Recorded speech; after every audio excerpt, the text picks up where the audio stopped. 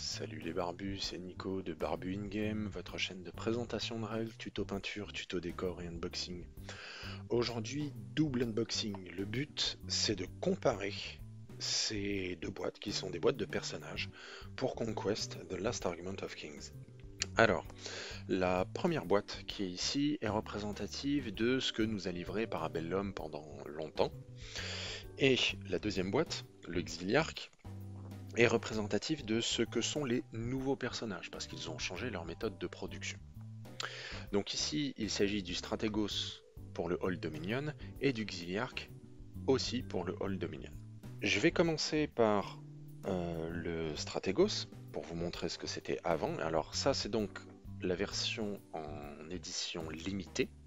Il existe une version comme l'Auxiliarque, une version plastique qui n'est pas en édition limitée. Je ne l'ai pas, donc je ne compare pas les deux. De toute façon, ce n'est pas exactement la même sculpture, même si elles sont très similaires. Le but, c'est surtout de voir qu'est-ce qu'il y a dans la boîte, comment ça se présente, quelle était la qualité générale et à quoi est-ce qu'on peut s'attendre à l'avenir, parce qu'ils ne vont pas totalement abandonner ce type de production. Alors, on commence par ouvrir la boîte. Vous pouvez voir, c'est un contenant en carton. Ici, c'est du carton rigide, vraiment très rigide, hein, ça donne une impression de qualité assez surprenante. C'est peut-être même un petit peu surdimensionné pour juste un personnage. À l'intérieur, on va retrouver la carte du Stratégos qui permet de la jouer, euh, de faire la pile de commandement pendant le jeu. Rien de particulier de ce côté-là. Une carte promotionnelle qui vous permet, qui vous donne des infos, etc. Voilà, rien de bien compliqué. Je suis pas sûr que ça serve à grand chose, étant donné que si on a acheté ça, a priori on connaît déjà Parabellum. J'aurais personnellement préféré qu'ils fournissent la carte avec la petite pochette pour la protéger, vu qu'on va s'en servir quand même relativement souvent. Qu'est-ce qu'on trouve d'autre? Le sachet plastique avec les différentes pièces et le socle du personnage. Je vais ouvrir le sachet pour qu'on puisse admirer la sculpture du Stratégos. Donc, tous les personnages jusqu'ici, ils étaient faits en résine. Sauf les personnages de la boîte de base. Alors, si on regarde ça de près, on se rend compte que la sculpture est juste superbe. Il y a très peu de lignes de moulage, on en voit très légèrement ici. Il y a quelques petits éléments qui seraient à retirer ici, mais de manière générale, de mon expérience avec les figurines de Parabellum, c'est que ce sont des très belles sculptures avec un moulage impeccable. Bref, rien de particulier, un ébavurage qui en général est très facile sur ces figurines. Qu'est-ce qu'on peut noter de particulier? Premièrement, il manque quelque chose. Ça a été un reproche qui a été fait régulièrement à Parabellum. Il manque un stand. Un stand, qu'est-ce que c'est? C'est une plaque carrée de ces dimensions-là, sur laquelle on peut placer le personnage, parce que chaque personnage doit avoir son propre stand.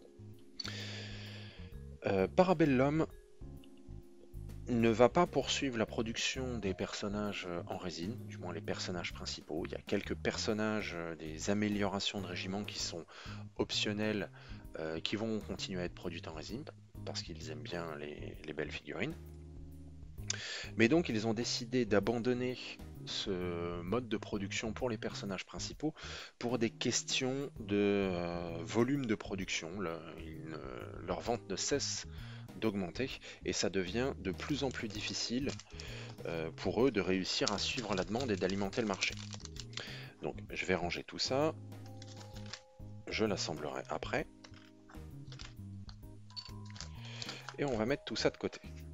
Et on va regarder justement ce que Parabellum fait pour les nouveaux personnages. Donc ici l'Auxiliarque. Donc on peut déjà constater que la boîte c'est pas du tout le même format. Et pour cause, à l'intérieur de celle-ci, c'est une boîte plastique. On constate aussi que ce n'est pas vraiment la même épaisseur. Très belle boîte toujours, hein, une description complète au dos, rien de bien particulier. Ouvrons la dite boîte. On va retrouver dedans la grappe plastique, le stand. Cette fois-ci, ils ont écouté la communauté et ils ont rajouté les stands dans les dernières boîtes de personnages. Le socle. Les deux cartes, donc la carte du Xiliarque et la même carte de publicité. Et le manuel d'instruction, même si l'assemblage du Xiliarque n'est pas extrêmement compliqué.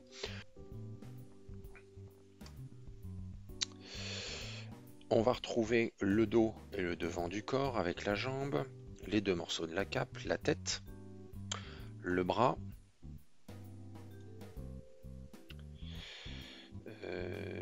ici on dirait bien que c'est l'autre épaule. Je n'en suis pas sûr à 100%, bah, comme quoi ça veut dire que le... Ah non, c'est l'arrière du casque. Étant donné que oui, l'autre épaule est cachée dans le manteau. D'ailleurs, on est censé voir la main ici. De l'autre côté, on voit la main qui dépasse.